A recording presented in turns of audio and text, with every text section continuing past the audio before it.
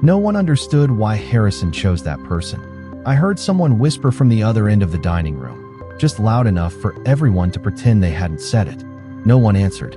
No one had to. Their silence carried more judgment than words ever could. The chandelier above us cast a warm glow across the century-old oak table, but the room itself felt strangely cold. The house of betrayal had always been beautiful from the outside. Inside, it was where carefully polished smiles hid generations of secrets. I sat quietly at the far end of the table in my faded denim jacket, the same one I had worn for years. Across from me, Isabel filled crystal wine glasses with practiced elegance, never once looking in my direction. David adjusted the cuff of his dark suit, exhausted before dinner had even begun. Ethan stood near the staircase, watching everyone instead of joining the conversation. He was young, but I had already noticed something different about him. He paid attention when everyone else preferred comfortable lies. Eleanor remained beneath the chandelier, her hands folded in her lap, avoiding eye contact as though she already knew where the evening was headed. James, the family butler, moved silently between the guests with the calm precision of a man who had witnessed every chapter of this family's history. Thomas, the family attorney, sat beside the fireplace with a leather portfolio resting on his knees. Waiting for a conversation, no one seemed eager to begin. Sophia arrived only minutes before dinner, invited as a legal consultant, though it was obvious she sensed she had walked into something much larger than paperwork. Victoria greeted everyone with effortless confidence, directing the evening without ever raising her voice. Lily smiled politely from the opposite side of the room, appearing almost invisible despite the attention she quietly attracted. They all believed they understood the story. They believed Harrison was simply an aging outsider who had somehow found his way into a family that never truly accepted him. They believed his decisions made no sense because they never bothered asking the only question that mattered. What did Harrison know that everyone else had overlooked? I listened as conversations drifted from business investments to family traditions, from inheritance taxes to holiday plans. Every sentence sounded ordinary. Every smile looked convincing. Yet beneath every polite exchange, something invisible pulled tighter, like an old rope ready to snap under pressure. I had spent years watching this family build walls around carefully protected truths. Tonight, for the first time, I realized one of those walls already had a crack running straight through its foundation, and I wasn't the only one who had finally seen it. Dinner continued as though nothing unusual had happened, yet every clink of silverware echoed louder than the conversation itself. I had learned long ago that wealthy families rarely argued in raised voices. They preferred carefully chosen words, unfinished sentences, and meaningful glances across polished tables. Those were the weapons they trusted most. Isabel complimented the chef on the roasted salmon, while David barely touched his plate. He stared into his untouched glass of sparkling water, as if an answer might appear beneath the surface. Victoria noticed immediately. She always noticed weakness before anyone else did. "Long week?" she asked with a smile that looked generous until you watched her eyes. David forced a quiet laugh and nodded. "Just business." No one questioned him further. In this family, silence was often accepted as truth because the real answers were far too inconvenient. James stepped forward to refill my coffee. His hand remained perfectly steady, but before he moved away, he placed the cup slightly closer than necessary.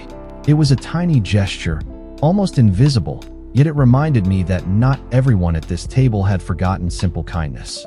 Across the room, Ethan continued observing everyone instead of joining their conversations. More than once I caught him looking toward Thomas's leather portfolio. Curiosity had settled into his expression, replacing the uncertainty I had noticed earlier. Sophia recognized it too. Without drawing attention, she quietly redirected the discussion toward local charity projects, giving Ethan an excuse to step away from the table for a few moments. It was an elegant distraction, and Victoria seemed satisfied that nothing important had happened. She underestimated how much young people could notice when adults assumed they were not paying attention. Eleanor finally spoke after nearly 20 minutes of silence. She asked whether anyone remembered the annual family gathering that had once filled every room of the estate with laughter. Her voice carried warmth, but it also carried regret. No one answered immediately. The memories belonged to another time, before money became the center of every conversation, and before loyalty started carrying a price tag. I watched every face around that table.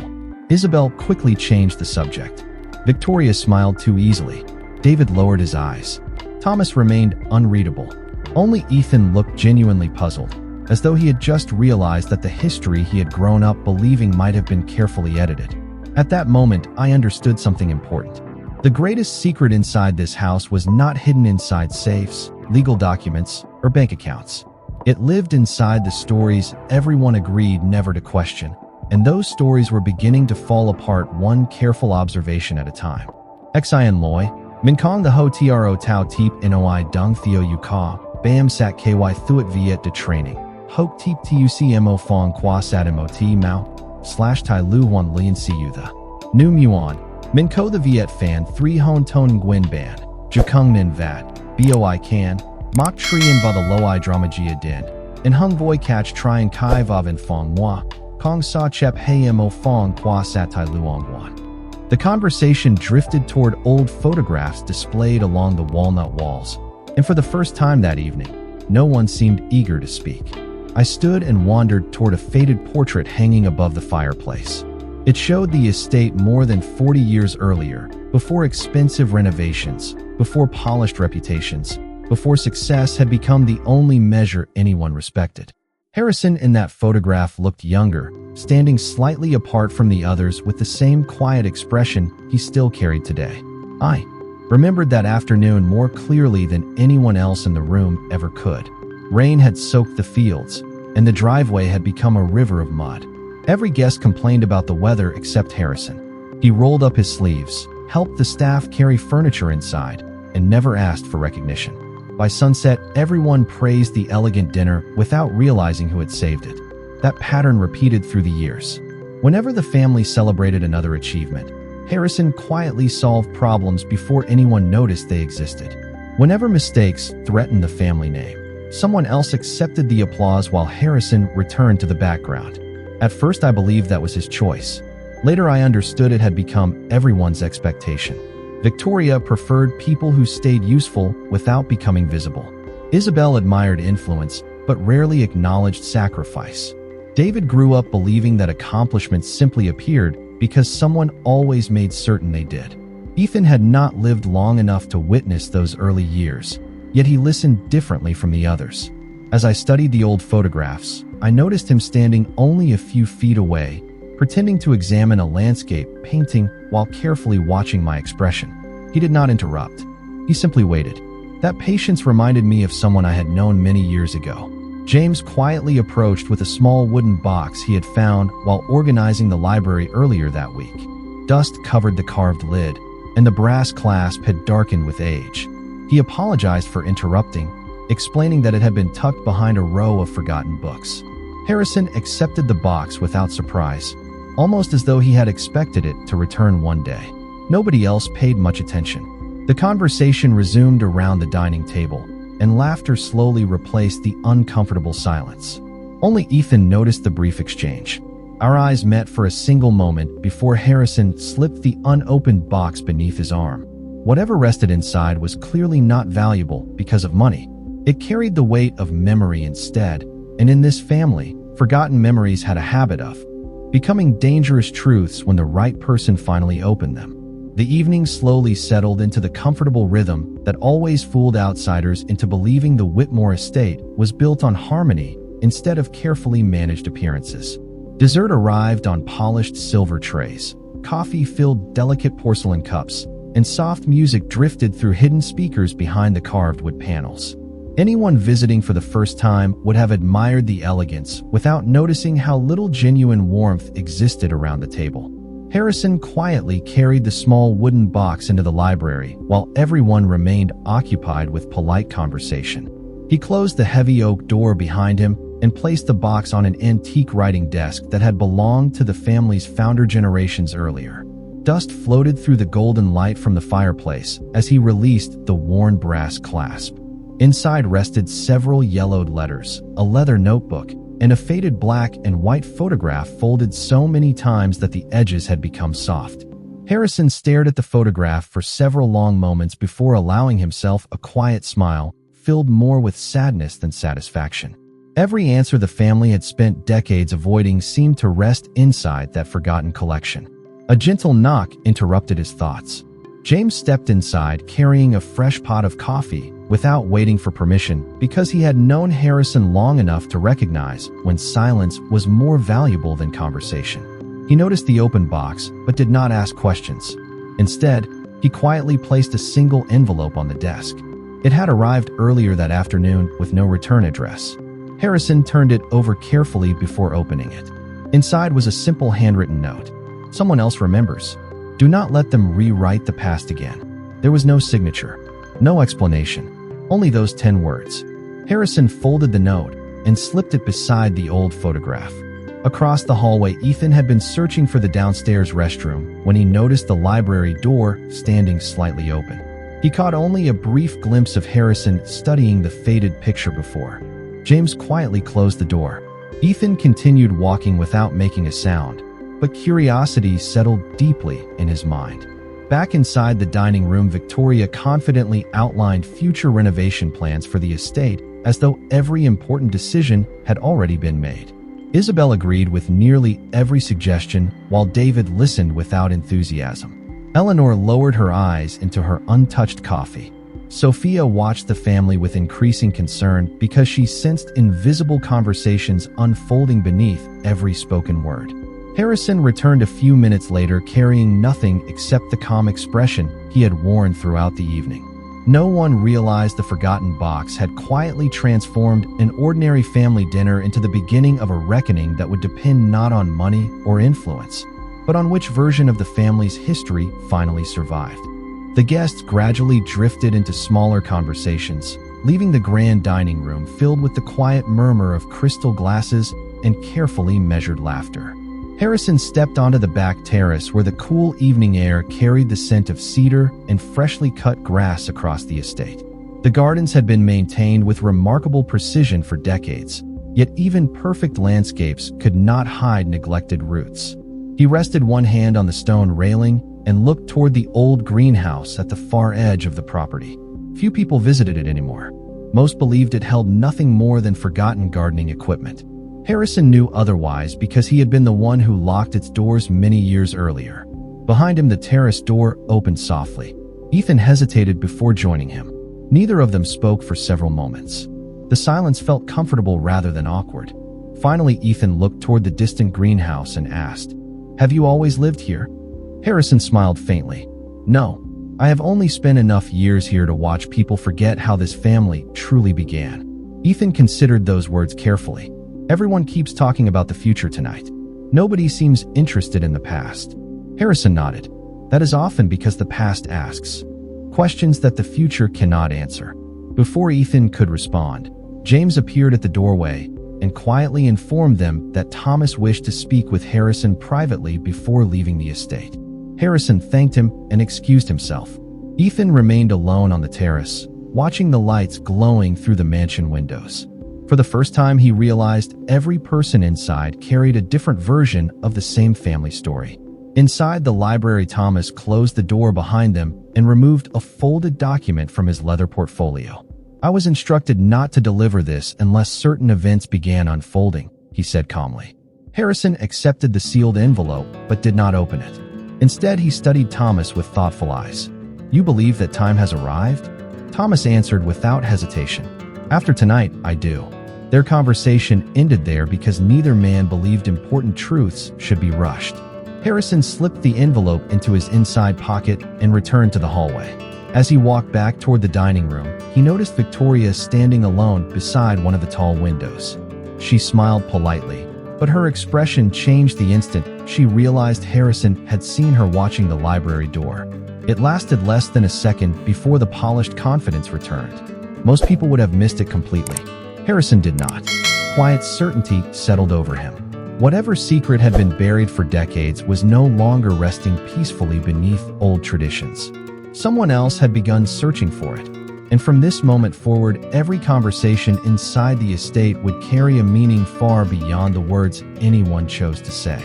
Morning sunlight spread across the eastern windows of the estate, revealing details that darkness had hidden the night before. Harrison was already awake long before the rest of the household. He stood alone in the library with a steaming cup of black coffee, reading through the faded notebook he had taken from the wooden box. The pages were filled with careful handwriting, dates, and observations stretching back decades. They were not dramatic confessions or sensational discoveries.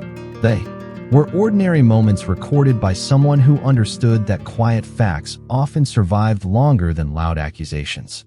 Every page connected another missing piece of the family's history.